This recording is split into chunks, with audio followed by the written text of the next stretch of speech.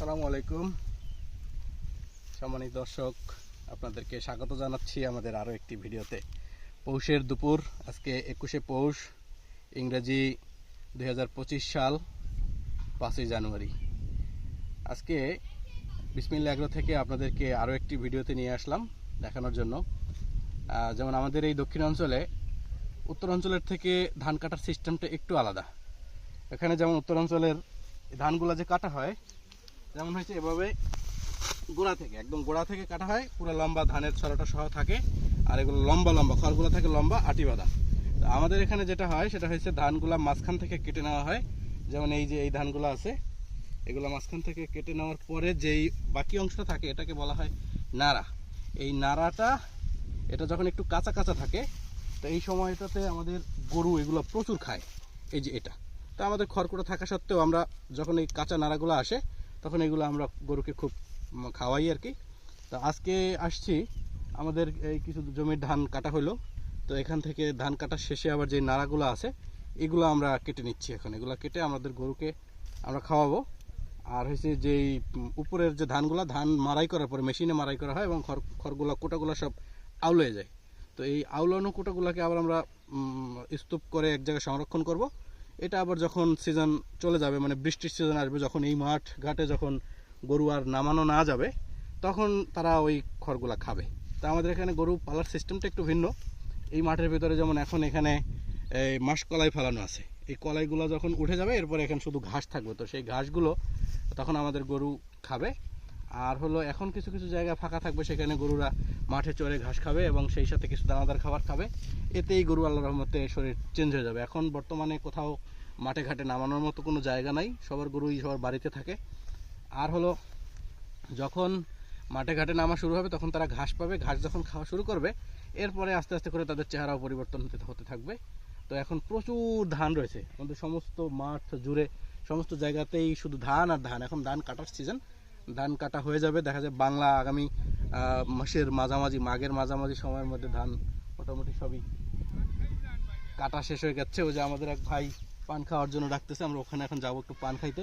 আসতেছি ভাইজান, পান খাওয়ার জন্য আসতেছি। তা আমরা এখন ভাইয়ের কাছে যাব, উনি পান খাওয়ার দাওয়াত দিয়েছে, সেখানে একটু আমরা যেয়ে তারপরে ওনার সাথে আমরা একটু কথা বলবো, তারপরে দেখি উনি কি বলে। এই যে এখানে দেখা যাচ্ছে এই যে মাসকলাইয়ের গাছগুলা উঠতেছে মাত্র। এই যে গাছ, কলাইয়ের শাক আপনারা সবাই চেনেন, শহরেও দেখা যায়। তো সেই কলাইয়ের শাকগুলো আমাদের এই গ্রামে এভাবে করেই হয়। এগুলা খুবই খুবই মজাদার, খুবই মজাদার। তো গাছগুলো আস্তে আস্তে বড় হতে চলেছে। এগুলো নাড়াগুলো কেটে দিলে খড়গুলো আরও সুন্দর হয়, খুবই সুন্দর হয়। এখন আমরা এসেছি আমাদের বড় ভাই, শ্রদ্ধেয় দাদু ভাই, আমাদের জলিল ভাইয়ের কাছে। উনি আমাদেরকে পান খাওয়ার দাওয়াত দিয়েছে। এখন আমরা ভাইয়ের ধানের কাছে আসছি। এই ধানগুলো কাটা খুবই কষ্টকর।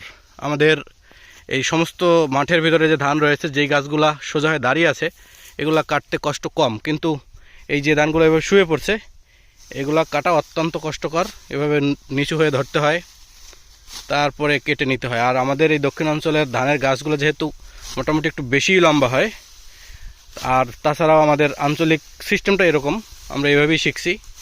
তো এই জন্য আমাদের এই ধানের মাঝখান থেকে কেটে নেওয়া হয়। উপরের অংশটাকে আমরা বলি কুটা, সব জায়গায় যেমন বলা হয় খড়, তো এই কুটা, এবং নিচের অংশটাকে আমরা বলি নাড়া। তো নাড়া কুটা সবই গরুতে খায়, আমরা গরুকে এটা খাওয়াই।